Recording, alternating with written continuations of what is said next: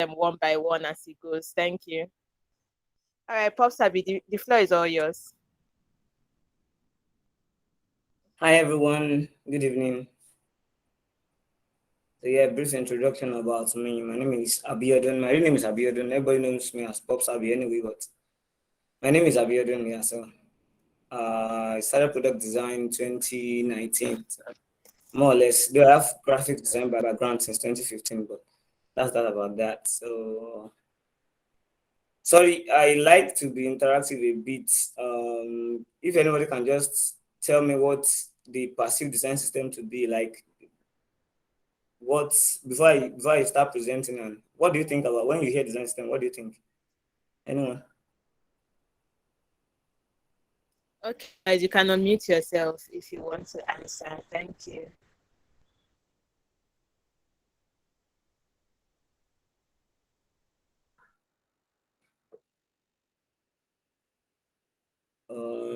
Sorry, anyone? What's happening now, guys? Matthew, you want me to name names? Yes. Okay, so what's design systems now? Eh? Sorry, I didn't get that. I just The got speaker lost. is asking what design systems are, or who else wants to take it? Please unmute yourself and answer. Thank you. Good evening, everyone. Good evening. Good evening. Okay, I would like to just contribute a little to my own understanding. A design system is a standard to manage design at scale, which brings about a visual consistency, or what brings consistency with your design. So, to me, that's just what it is. Okay, that's that's a great definition of design system. Basically, you got the most part of it. So let's just go right in. Yeah. So a quick disclaimer. So I couldn't come up with most of the styles to present afresh. So I had to use open source files from the Figma community, but we'll get into that also shortly. So yeah, what's a design system? So when you think about design system, you should think about two words, right? When you think about a system, take for instance the educational system. The educational system, it's like the standard of education, the standard of how education should work, right?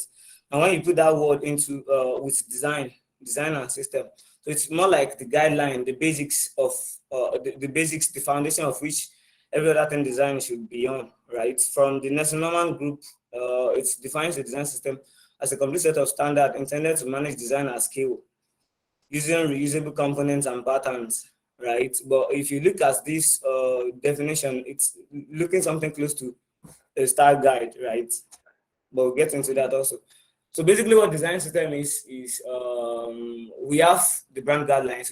We have the direction, the visual direction we want the brand to go. We have how we want our users to perceive the brand, and now we want everyone that is in the company to adhere to these guidelines, to adhere to these standards.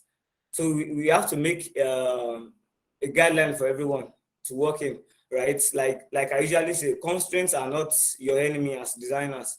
Constraints are your friends, right? So design system is more like a constraint, compelling designers to follow in a particular pattern when designing.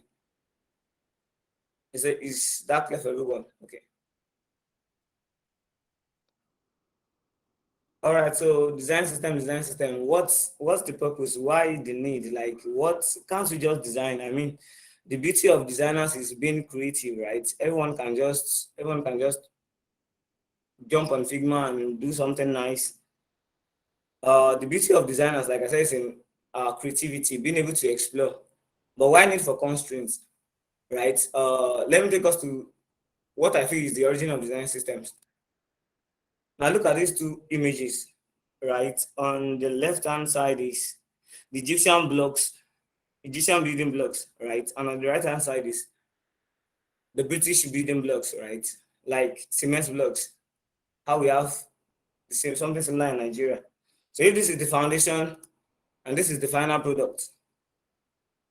All right, so what makes the final product is combination of the foundations.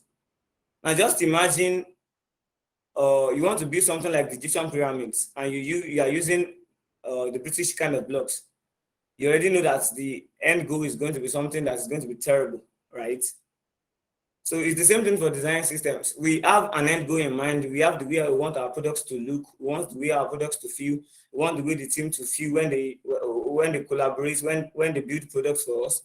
So we have to put all those things into consideration when we are designing, right? And if you just give everybody if you give every contractor the opportunity to do what they want, to use any kind of material they want, you end up having a product with they're supposed to have the same end goal, but in the end, the product is going to be very dissimilar. All right, before I go to the aim and attribute of design system, what I mean is, take for instance, I want to build a skyscraper, and I'm using cement blocks. Everybody already knows the end goal, but I want to build a skyscraper, and I'm using aluminum and iron foil. I don't know much about material like building material, but I know it's simply something around metal and aluminum they use for skyscrapers. I think we saw that in the movies. So basically, design system, think about design system as that foundation the bricklayers use when they want to build their building. Think about the foundation. If the foundation is destroyed, right? If the foundation is destroyed, what can dressers do? Sorry, I'm a believer. I kind of just mix things up. So the way the foundation is, think about design system as the foundation of your product, right? The foundation. Let's just take it like that. Now the aims and attributes of every design system. Take for instance, I'm a designer from Southwest here. Let's say Mudia is a designer from Kaduna. Let's say Adrian Sola is a designer from Lagos, and we are to collaborate on the same project. Like Mudia likes big buttons. Let's say I love very small buttons, 40 pixels or the likes. Mudia likes 64, 56 pixels, and there is someone in between. So when I'm asked to design, let's say I'm asked to design the landing page of the product, Mudia is to design the mobile app, and Dean is supposed to design the web app. By the time we come up with our finished product, you have the same, a product that is supposed to be the same, but it's very dissimilar. Mudia will be using his buttons to be around 64 pixels. I'll be using mine to be 40. Then we use something she likes, maybe 56. Now, when users move from the landing page to the web app, they get confused. Things are different. My visual style is different from our visual style. When they move from the web app to the mobile app, things are different. So to kind of maintain a form of consistency across design, across board, there is need for us to put in constraints. Like, now don't think as constraints as limitations. Think as constraints as your friend. They are just like, this is what we do here. This is how we want to be perceived. If you look at the Nike website, they use rounded corner buttons. If you look at the Adidas website, they use they use block form. So the way the brands are perceived is part of the things we need to consider when building our design systems. And if you want to maintain some sort of consistency across board, your brand personality, you want to maintain it across board, design system is the one place to go for your product. All right, so what does design system really do? They convey a set of standards for teams, both internal and external. Take the carbon design system, for instance. That's the IBM design system. When you want to collaborate with carbon, with IBM, you have to consider the way they project their teams, with the way they design their products, right? That's design system for the outside companies. But let's say I'm hired for IBM and I'm from Nigeria. My project lead is from, let's say, California, and I have a colleague that is from Russia. Sorry, let's say Ukraine or something. So the three of us, we kind of have the way we learn. We kind of have our visual languages. It's kind of different, and we have to build the same product.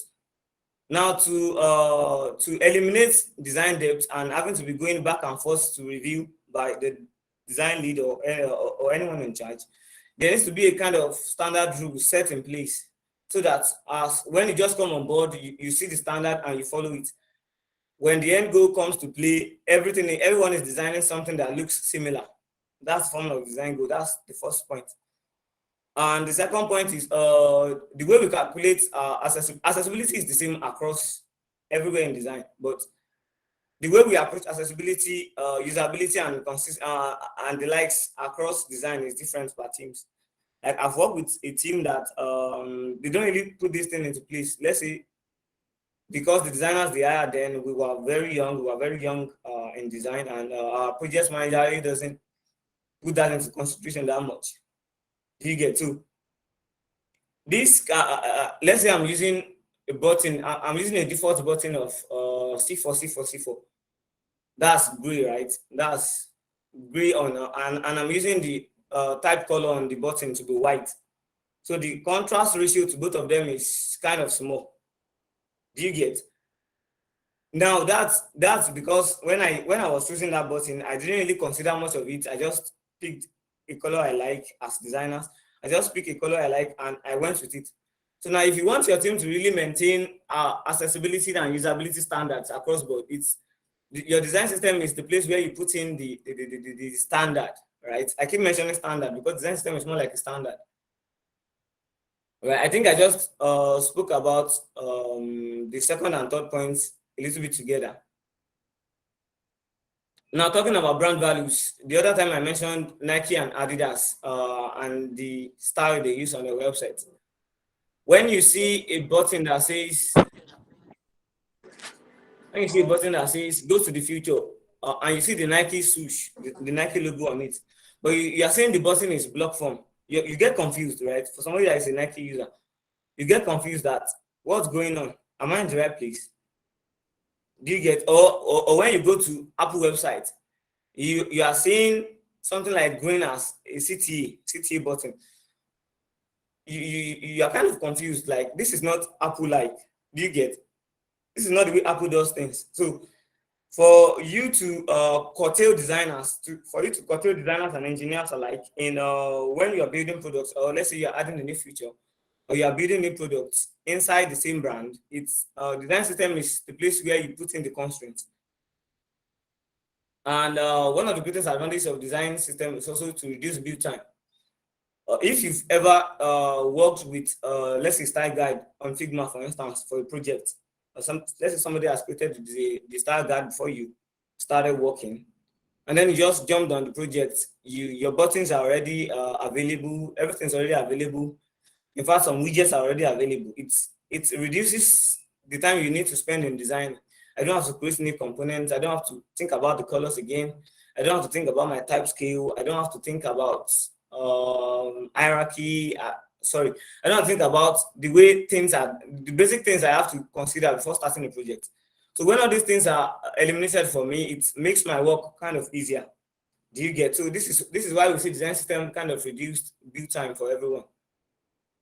And another great importance of design system is reducing the bridge between design team and the engineering team. Before, we used to use tools like Zeppelin to kind of export from the design file for developers to see the properties and the likes, but it's still not enough, right? The developers still have to come back to the designer and say, what do you want this to do? What does it really do? What's the color code for this and the likes? It gets tiring when you design. Let's say you are designing 80 screens for an app, and after you're done handing over to the developer, they still get to buzz you in the middle of the night saying, I don't understand what you did here, and I don't understand this, I don't understand that.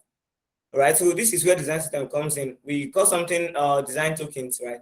Design tokens are like a single source of truth for everyone. So once the design team creates that token, the engineering aspect of the design system guys, they create those tokens. They are reusable tokens, right? So when you're designing as a developer, let's say you are designing the landing page, you don't have to be looking for everything on the scratch. You just check which kind of token do they use here. You just pick it and just continue your work. So you don't have to go in a lot of back and forth with the designers again.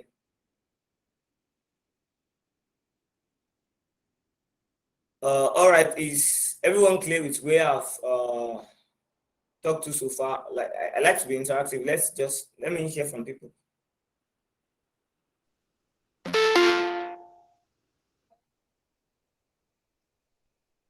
Okay, they are commenting in the comment section. Someone said yes.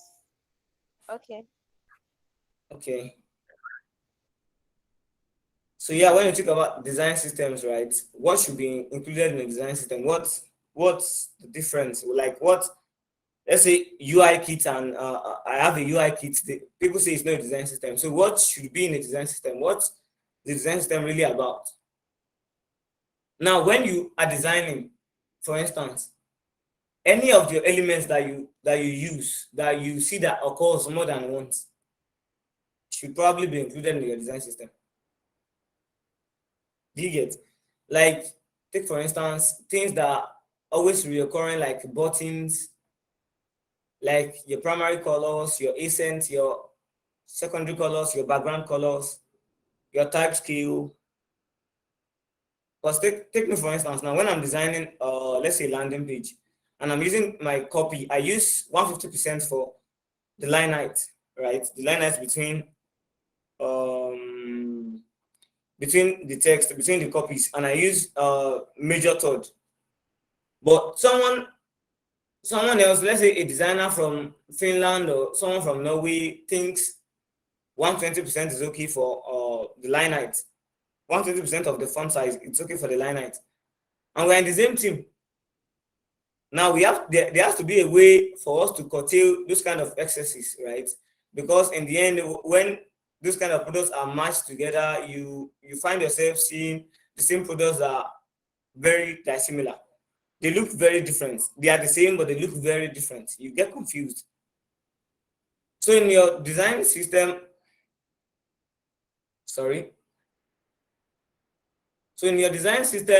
anything that reoccurs, just put it like that. Anything that you see that reoccurs, let's say switches, buttons, forms, type, background, widgets. There are some widgets that are reoccurring. It's good to include them in the design system. There's this common perception about design systems that it's just what you just need to put in design systems are just your forms, your buttons, your typography attributes, what else? Just those basic things, icons. But design systems are more than that, right? Design systems should contain more. Take for instance, if your design system is well built and you want to add a new page to your landing page, it shouldn't take you more than I don't know, depending on your speed, but it shouldn't take you a lot of time, because some of the widgets in the sections of that page of the website should already be in your design systems. Like, widgets are part of design systems. So when you think of design system, think of it as the visual language of the company. Take Atlassian design system, for instance. Now, Atlassian use their primary color as blue. I think this hue of blue. And yes, they use blue basically. So when you want to look at the way they talk, the way their tone of voice, right, as a brand, all these are the things that should be included in your design system. Tone of voice, the way you communicate with your users, the way you communicate with the collaborating teams and the likes. So think of design systems as your design languages, and these are not brand guidelines. There's a difference between brand guidelines and design systems. Brand guidelines, like they're like how should I call them? Like, they're like the cements you use in building your foundation. Those are design systems. You get from your brand guides. That's where you talk about the brand personality and the likes. Those are what you use to form your design languages. Take for instance, if I'm designing for an insurance company, for instance, and personality is serious, corporate, and the likes, and I'm using a block button, no rounded edges. Sure, you get. That's where it comes in. That's where brand guidelines comes in. When you are designing your design system, you have to consider the things that are included in your brand guidelines. The guidelines, for instance, it's called brand guidelines for a reason. The guidelines are what you consider in defining your design languages. So design system are basically your design languages, your design language plus all your components that are reusable. Take for instance, your components can contain more than one of your design language. A button can contain your primary color and a personality like rounded buttons, like rounded edges rather.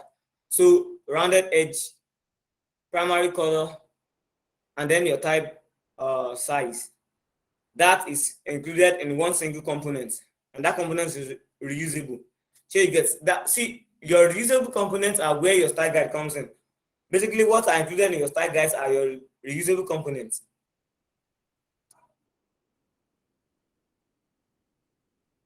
Do you get what is in your style guide are your reusable components? In your style guide, you have your forms, you have your icons, you have your buttons, you have your grid system.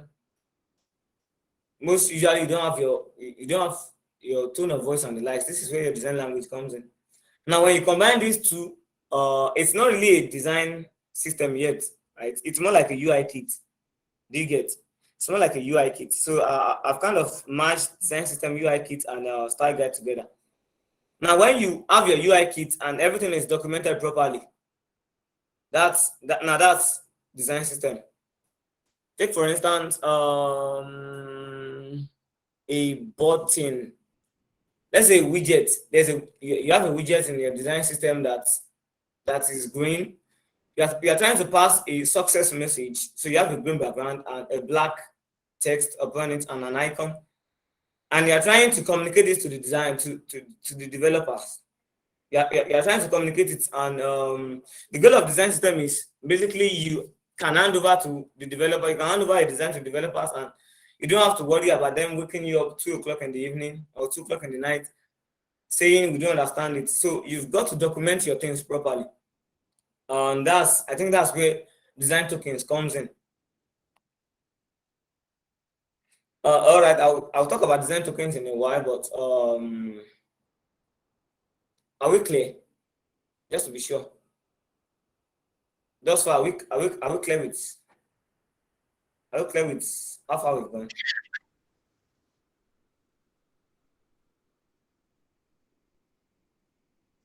Yes, we're clear. Their responses on the comment section. All right. And they want you to continue. That's great. So take for instance design system. We are a startup of one designer, 2 developers, let's say a web developer and mobile developer, and a designer. We are making up a team, right? So we don't have money for hiring a design system team outrightly. So how do we approach design system for us? How do we go about it? What should we do? So as designers, when you design, basically, even without having a design system, you notice that when you create your reusable components, when you make them components, your reusable elements, when you make them components, it's easier for you to do. So the best approach is, let's say I'm designing a landing page now, and I've designed the CTAs, the ones that is on the header and the one that's my primary CTA. So it's just okay for me to just create a separate page where I'm dropping these elements as components, right? It's not necessarily you go full scale to design system at first. Create your style guide, begin to populate them as you go, right? You design the widget today, add it. You create a new component tomorrow, add it to your style guide, right? I'm saying style guide now because the documentation aspect has not come in. Add it to your style guide. You created a new form. Your new form has label. It has all sorts of properties you like. Add it to your style guide. Keep creating them like that, right? By the time you notice, let's say you focus on this for a week, your style guide is already full, right? It's already full. It's a style guide now, but it's full. Now you have to consider when you want to hand over to your developers and startups like that we don't really have much time to be going back and forth. So it's just best developers get what you're trying to pass to them at once, apart from the onboarding process, apart from handing over process rather. So what you do is, these components are already ready now, and they are ready in your design system. You pick them one by one, and when creating design system, it's best you do it with your developers. I'm going to say that if you don't have a design system team, the developers you're going to be working with, right, talk to them about how you want to name things. There's this popular thing we call it in design system, we call it naming conventions, like how you name your components, how you name your reusable elements. So it's best you don't pick your naming convention alone. Talk to the developers that are going to be using it. Discuss how best it is they understand the components and how best it is you are going to name them. Take the Asana design system, for instance, as the Figma schema last year. The Asana design system came up and they spoke about how they used design tokens to, I'm still going to it, how they use design tokens to name their components, and basically they use semantics. How they name their components based on how it is used, like the kind of expression it has when it is being used. That's how they went about with naming their components. So basically, when you are starting out, once you've created your components enough, talk to the developer. You guys just fix the time and try to name the things together. When both of you name the components together, it will not be hard for them to find. Right? Let's say you've created the component and there are two developers. As a developer is not having much to do for the time being, you can be creating your React component. I'm using React now because I'm used to developers with React. So you can just be creating these components. Once you've created the design tokens, now it's best the engineers start to populate their usable libraries also. Do you understand? So as time goes on, when you add new teammates, let's say you add 2 more designers and 4 more engineers, they don't have to go back to the elements you've already created. They are not components. They don't have to go back to you and start looking, how does this work? How does this work? They just have to go to your Figma library and search primary button. You already have the components on ground. And when the developers want to code the kind of products they are doing, they already have the kind of React usable components also. You just have to communicate the naming, the exact token you are talking about to the developers correctly. So when you want to approach design system, I say you start on the go, right? My advice is you start on the go. Just start with the style guide. But the thing is, once you're starting with the style guide, don't let it end there. Keep populating your design system. Now, that doesn't mean you should populate it with junks, right? There's nothing in your line divider that you are using just once on your entire project is doing your design system. There's no purpose for it, as long as it's not something you are reusing or you plan to reuse over and over. And once you see that it's going to be reused, it's best to communicate it. All right, so when creating design system, the first thing you need to do is define your design languages. All right, this is where the brand guideline comes in. Once you know the personality, you know the primary colors and the likes, you need to create a kind of like a standard. You create your type scale, you create your primary colors. With these basic things, you use them to create other components, like your colors, your typography, your grid system. These are the basic things you need to first create in your design system. Once these things are in place, you can use that to create other components. Take, for instance, I want to create a card, like a card that has profile, that has a user profile, a username, and a user ID. For instance, I have text on that. I have text on that card. I have spacing on it, and I have paddings and the likes. So defining your grid system at first is going to help you in kind of knowing what to do when it's time to create those kind of widgets, those kind of cards. You already know if you're using a 12-point grid design system, you already know that you have a spacing of 4 and intervals of 4. You know your type scale is going to be something around 16, 20. If you're using a major third, 20, 16, 21, and the likes. So basically, you first work on your visual languages. Do you get? Once your visual languages are set, they are like I mentioned the other time, they're like the cement for you to build your foundation. You already have the materials to build your foundation. Now it's time to go ahead and start creating components. Okay, so basically, everything you see here, your grid system, your typography, and your colors. They are what you need. They are the basic things you need to create other components. So when you are approaching design system, let's say you are the only designer in your startup or in your team, and you have less work to do. Let's say you just released the new feature and you have less work to do, and you want to start creating a design system. I assume by now you already have your visual languages in place, but if you don't, these are the first things you look at. What is our grid system? What kind of spacing do we want? How do we want our type to be? How big do we want them to be? What's our primary color? What's our accent? What are we using for as the grid scale colors? What, and so on. So after that, sorry, there's a mistake here. It's supposed to be creating a reusable component. So after that, you create your components. Now this is where your big components comes in, your buttons, your forms. Now everything you see here, button, forms, widget, and the likes, they are built based on your design languages. You can't create any of these ones without having any of these ones.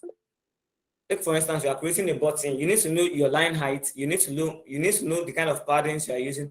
You need to know the kind of color it's carrying. So your visual languages are the basics for creating your component. Don't just jump on Figma and just create a rectangle, put auto layout, and start calling that your buttons without kind of knowing what the visual languages are going to be. Are your buttons going to be round? Are they going to be fully rounded? Are they going to be semi-rounded corners? Are they going to be flat? And the likes.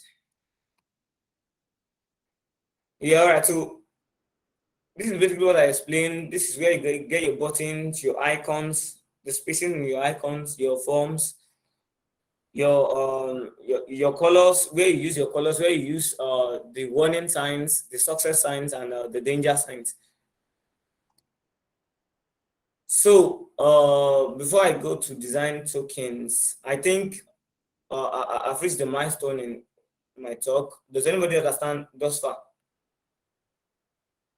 Just drop a message in the comment section. I will read and I'll continue. Let's start.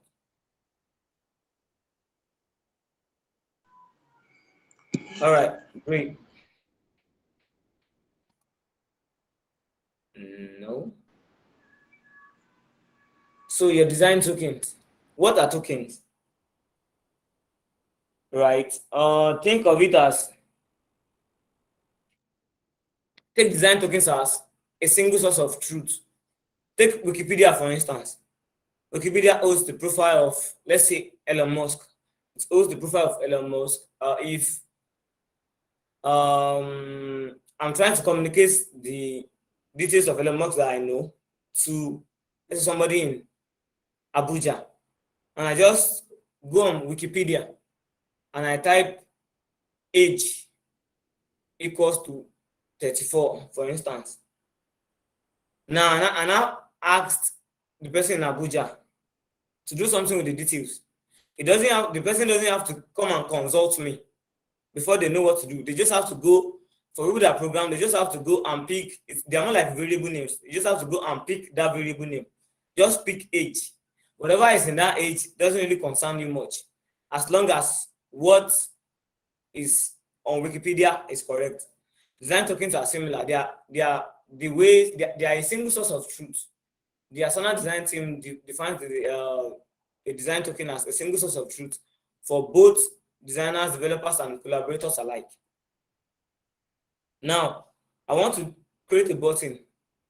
I want the button to be my primary button. It's a blue button. Get started, for instance.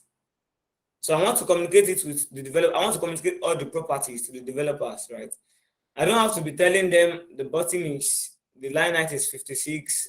It has a pattern of 16 on the horizontal axis and 12 on the vertical axis. I don't have to communicate all these things. I just have to tell them use design token primary CTA. Do you get? So when they want to develop, they don't have to come to Figma and be checking the line height. They don't have to be checking the type of color I use. They just have to go to their reusable components, their reusable library, and just pick the token primary CTA. All right, so this semi diagram is what the Asana design team used.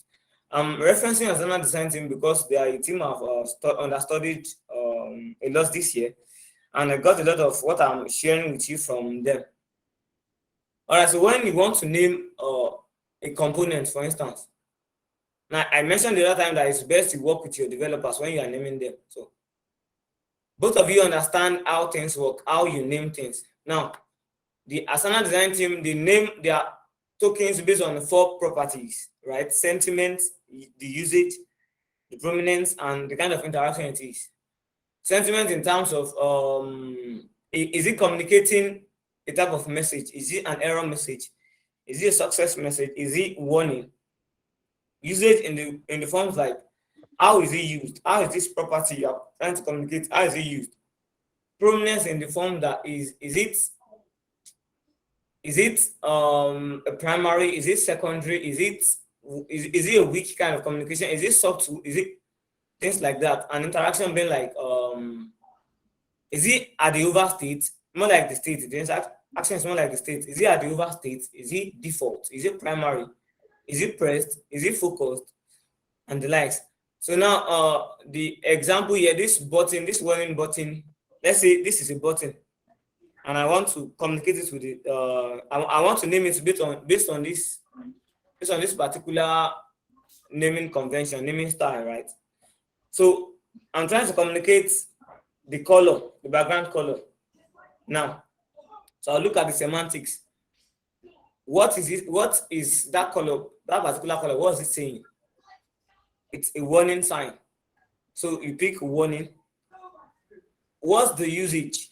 It's background. You pick background. What's the prominence?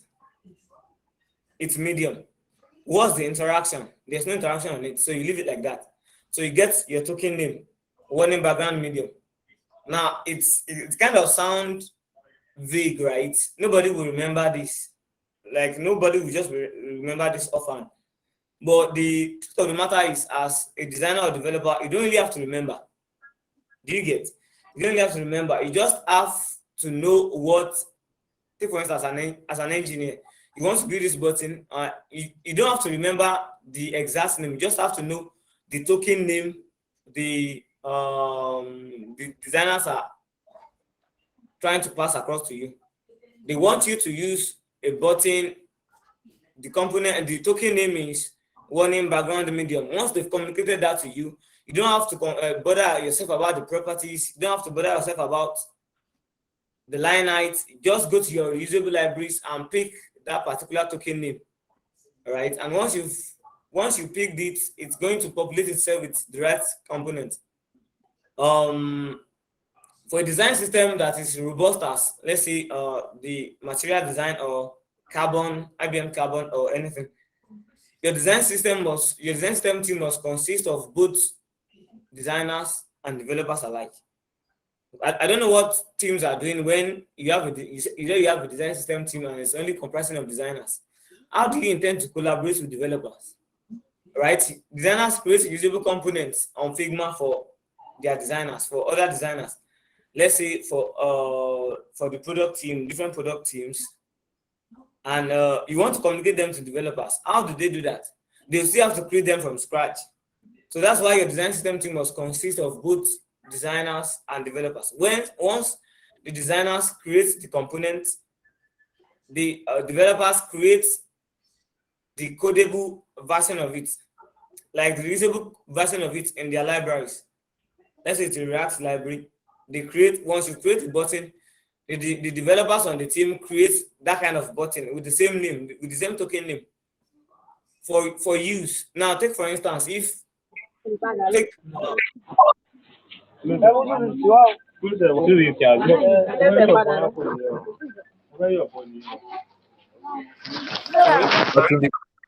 your microphone. Sorry about that. Popsabey, I'll take that person out now. All right.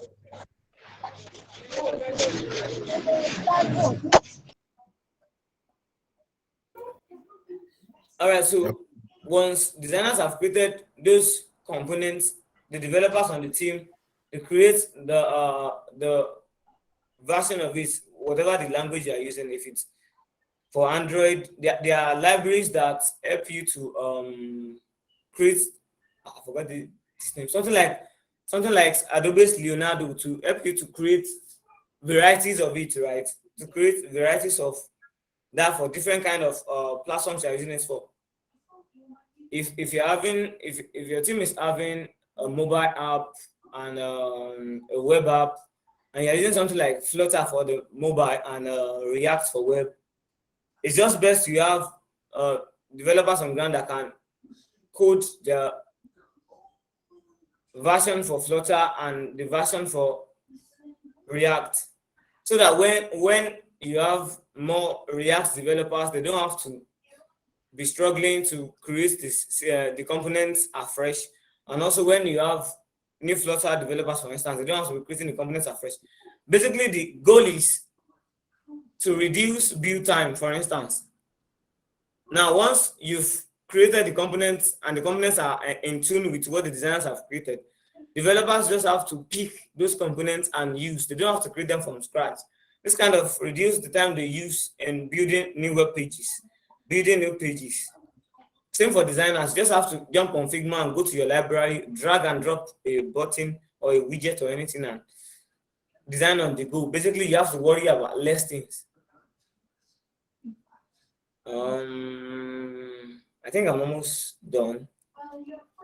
So, all in all, design systems, you have to remember the primary goal of a design system is to aid collaboration better, to maintain this consistency across the board, both for instance, internal and external teams. Remember, collaboration is the goal, right? You want things to be done faster. You want things to be done in a standard way. So whatever you do, if you are designing for, as a designer, if you are designing for 4 different kind of developers, you need to have like representative of those kind of teams when you are creating your components, when you are naming your components. So when they want to pick those kind of components, they don't have to struggle with which name did they use. They don't have to message you 2 a.m. in the night. Sorry, I keep mentioning 2 a.m. in the night. There are some developers that can do something like that. They don't have to just message you out of the blue and disturb you for things that are already existing. Do we understand?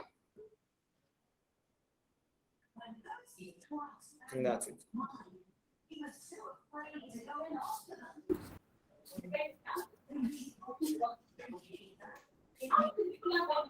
I think the floor is open if anybody wants to ask. Sorry, I'll leave the floor to the handler now to continue from here. All right. Thank you very much, Pops, for the very insightful session. Thank you for taking us on a deep dive into design systems. Right. It was really, really an insightful section, and many of us really understood it. We came with our oxygen mask, so we'll have enough oxygen since we had to really dive deep.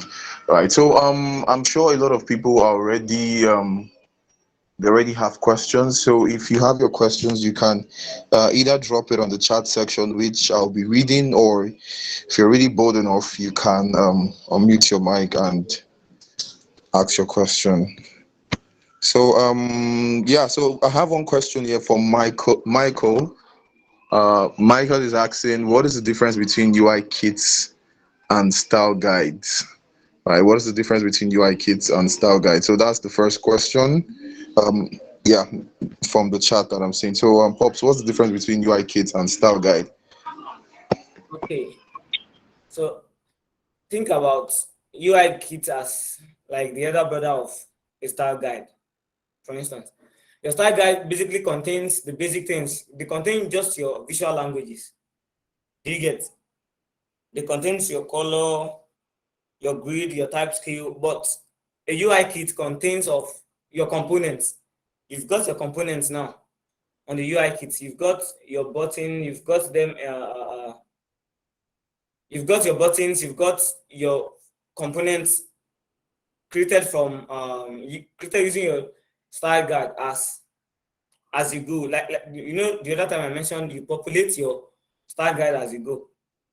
Do you get? You populate your style guide as you go. Now, once you've add your design components in your style guide, it's not really a style guide anymore. Your style guide is basically what directs your visual languages. Now, when you have in a file where you have your widgets, your buttons, your component, your other components, your forms and the likes. It's no more a style guide. It's already a kit. It's the kit you use for your UI, but it's not a design system also. Right? The reason why I say it's not a design system is once developers still have to use that kind of thing, they still have to do them every time. They still have to create them every time. They still have to come to your kit and create new buttons every time and the likes. So basically, your UI kit is more like the next layer of the style guide. From the style guide where you have your basic visual principles, your colors and the likes, those are what you pick to create your components. Now, when your components are ready, that file, that your particular file, is just the UI kit. Is that clear? Yeah, I believe that is clear. Thank you very much, Pops. Yeah. So another question I'm seeing here from the chat is Anifowoshi Kabir is asking, what if your developers don't really care about the design system? Wow, that's interesting.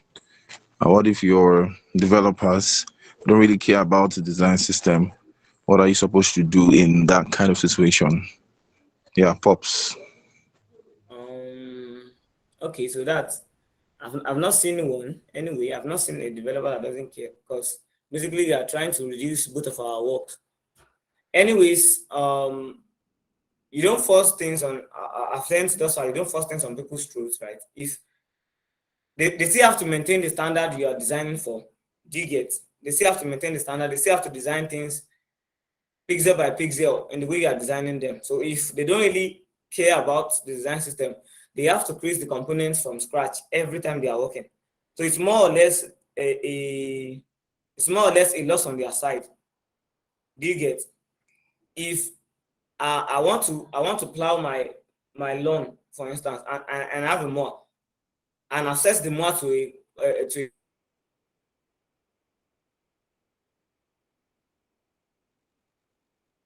a particular size, and you say you don't like the size I'm using. Now I hired you to clear my set it to whatever style you want, but it has to be to the to the property to the standard that I've desired. I'm the designer. You've been given the opportunity. You've been given the something to create how the products will look. So whether a developer likes or not, you are still the one that is determining the visual direction. So if they don't like your design system, they have to be creating your components from scratch. It's more or less on their side. Do you get? All right, thank you very much, Pops. Yeah, so well said. I think every developer should care about design system because they are also reusing the components, right? It's not like they are creating it from scratch. Thank you very much for that insight. So I'll just get into the chat section and read another question.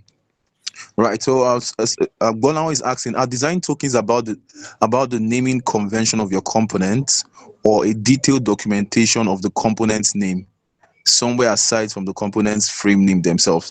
So Gonao is asking if design tokens are about like the way you name components or a detailed documentation of the component's name somewhere aside from the name of the frame themselves. So yeah. Okay, so for design system, think about them as, like I mentioned, a single source of truth. Think about them as identification, right? I want to communicate 6 things to you, and I'm packing all of them in a single file. Let's say I want to send you 7 tutorial videos, and I'm zipping all of them in a single file. So now the name of that file is the token. Now what is inside that token? You don't really need to care about it. You just have to go to the website I tell you about and download that file, that particular file. Do you get? Take for instance, I want to the tutorial videos I'm talking about. I have tutorial videos and I want to communicate all of them to you. They are talking about the same thing but in a different way. And I want you to use that particular, let's say it's talking about hierarchy. And I want you to get that hierarchy and I zip all of those videos in a single file, I'll just tell you, hey, I have what you need. Just go so and so place, pick file name, design videos. So now that design video, the name design video, it's like a token. So a token can consist of many properties. So token is just you are trying to communicate different properties, different attributes of an element to the designer, to the developer rather, with a single element. Do you get? It's like zipping. Take button for instance. A button has type size, it has line height, it has paddings, it has color, and I want to communicate every of these things. I don't have to be telling the developer use 00000 as the button size, use as the button color, use 56 pixels as the button height, use 16 pixels as the text height, use your padding to be 24, 24, 16, 16. I don't have to do all of those ones. I just have to tell the developer, pick the token, design, pick the token, primary, CTA. So once the developer comes on board, goes to their reusable library and picks the token name, primary, CTA, automatically once they pick that token, everything I'm trying to communicate is embedded in that token for them. You get? So they don't have to just be asking of the details one after the other. Do you understand? Yeah, thank you, Pops, for that question. I believe Pops has answered the question really, really well. Yeah. So another question is coming from Augusta. Augusta is asking, when working on an agile design model, would you go for design systems or a style guide? When working on agile design model, would you go for design systems or a style guide? A style guide is not a substitute for a design system, right? It's not. You can't substitute a style guide for a design system. Now, when working agile, design system is the best for you. Take design for instance. Let's use a popular products that we know. Let's say Paystack, right? We have 5 designers on Paystack. We have 10 developers, 5 designers, 10 developers, and we are creating 3 different products. Somebody is creating a storefront, somebody is creating the payment gateway, somebody is creating the user dashboard. Now those are 3 different products, and you have 10 developers to communicate with and 5 designers, and everybody's working agile, right? So the moment you do, the moment they use, as you design they use, as you design they use. So in that kind of scenario, it's best you, like I said, start populating your design system from scratch. Once you create a button, make it a component, name it. At this stage, you might not really think about the overall. How do I call it now? You don't have to think about the names too much. You don't have to overthink the names for now. You just give it a simple name. So when I design, I go to sleep. The developer comes, picks the element, and uses. But you notice that as you go on in that kind of an arrangement, there'll still be frictions, right? Developers still need you to say 1 or 2 things about the design. They still want you to specify. You have a size here, it's not correct. So they still want you to specify, right? Where design system comes in that places. Take for instance, I just want to build the landing page. On my landing page, I have buttons, both primary and secondary buttons. I have a form to collect email. I have some cards that are talking about our products. Those are already elements you are supposed to have in your design system. Take for instance, come 5-6 weeks down the line, you want to add a new page to that particular website, but you've done the landing page and everybody has gone. We're working agile, everybody has gone. So now the developer has to come back to that your first file and pick some elements. Let's say the cards, you use them in the first one and use them in the second one. They have to pick those elements again. Now, if you don't have a design system in play in that kind of scenario, then you have to create those kind of components again. Do you get?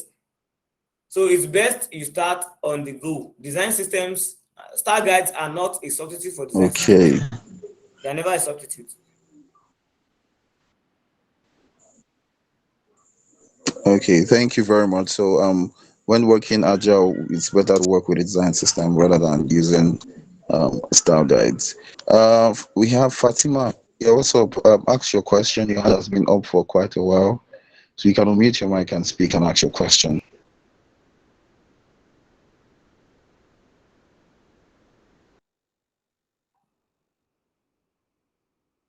Hello, Fatima. Are you still here?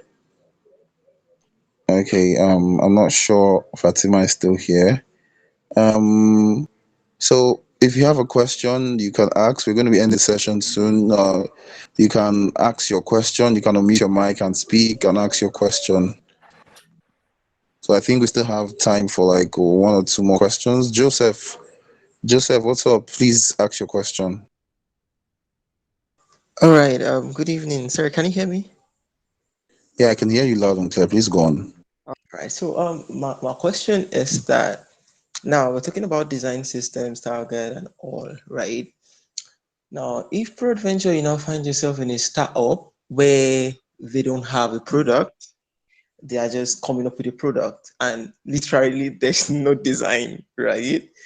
How do you come up with a design system with no design already? Because like everything that was talked about is about design systems. And like, how do you come up with a design system with no design on board? I don't know if you understand what the question I asked. Like, definitely design system is of all the things, reusable components and all, right? Things you fed and how you communicate. So how do you come up with that with nothing at all? Okay, Pops, over to you. How does one create a design system when there is no design on ground? Yeah. Okay. So when starting out, like I think I need to clarify a little bit. You don't, when you start out a design, let's say you take a new project, for let's say it's a finance project, but they're looking to retain along the line.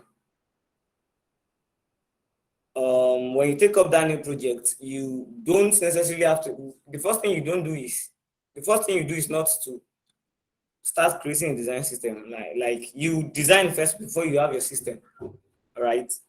The best thing you can have when you are starting out is have your visual languages in play. Now, I said when you are creating a design system, populate on the go. What I mean by that is, let's say you've designed the hero section of the landing page of the project you are doing. You created the hero section. Now your hero section has some elements that across the design they will be reoccurring. Do you get? Like the buttons and the spacings and the likes. So these are the elements you start to populate in your design system. You don't necessarily have to create a new file and start thinking about the products. What will I have? I will have a card. You now create the card first before you design. Not really. Do you get? You first approach the design and then you populate your system on the go. There is no design system without a design. Basically, there's no design system without the design. You've got to design first and then be picking your elements and populating them on the design system. Okay, thank you very much.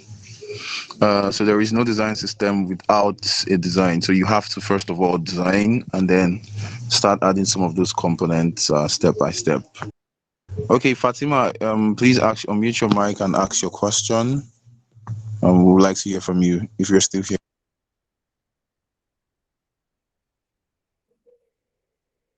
Hi, Fatima, are you still here? Okay, so I think we lost Fatima. Yeah, so please if we have another question, anybody that has a question, I think we can still take one more question today. Yeah. Does anybody have any other question that you want to ask? You can unmute your mic and speak while we look to wrap up this session. Okay. I don't think we have any questions. So thank you very much, Pops, for today's session. It's been a super insightful section. You've taken us on a deep dive into design systems, and we've been able to understand, quite a number of things from today's session. Talking about design tokens, naming conventions for design systems, and talking about how to go about creating a design system for an organization. Talking about your design languages and several things that that we need to know about creating design systems. So it's been a super insightful section, and I believe like a lot of people learned from today's session. So just drop us an emoji if you're of how you drop us an emoji of how you felt about today or you feel about today's session. Just drop something nice, drop how you feel about today's session, drop an emoji, right? The emoji that you're dropping is even part of the design system too. So, right. So just drop an emoji of how you're feeling about today's session.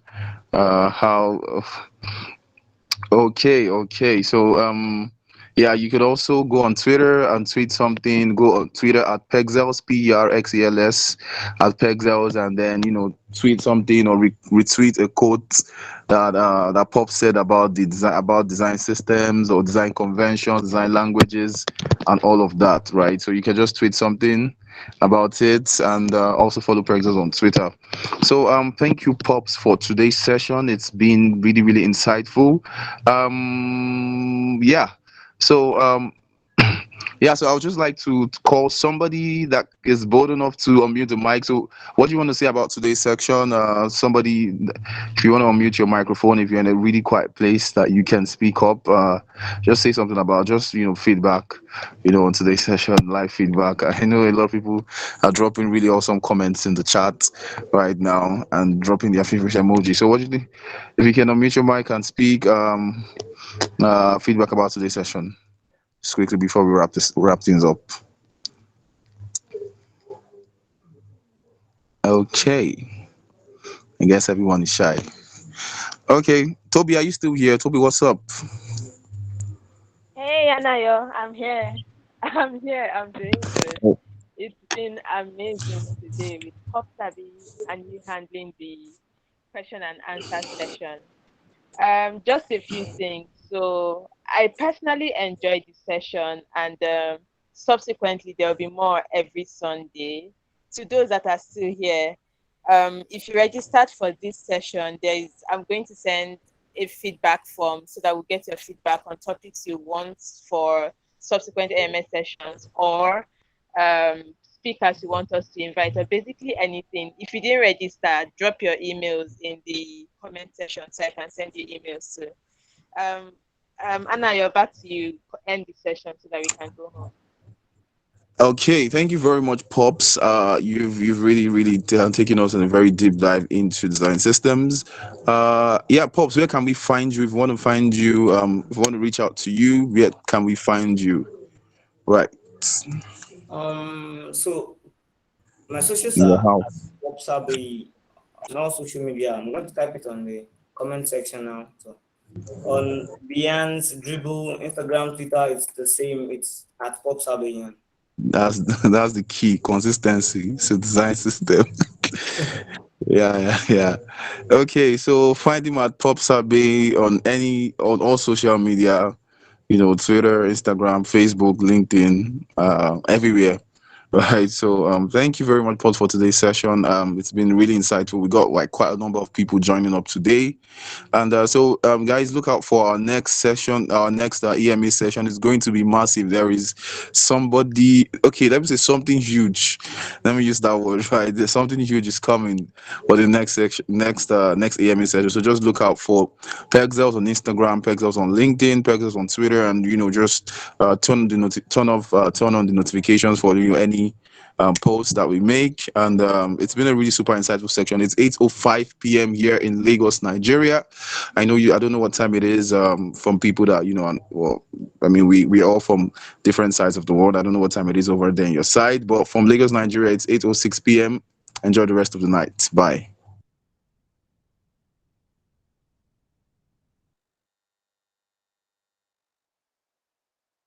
Anna, this your voice. It's the reason we are coming for AMA section.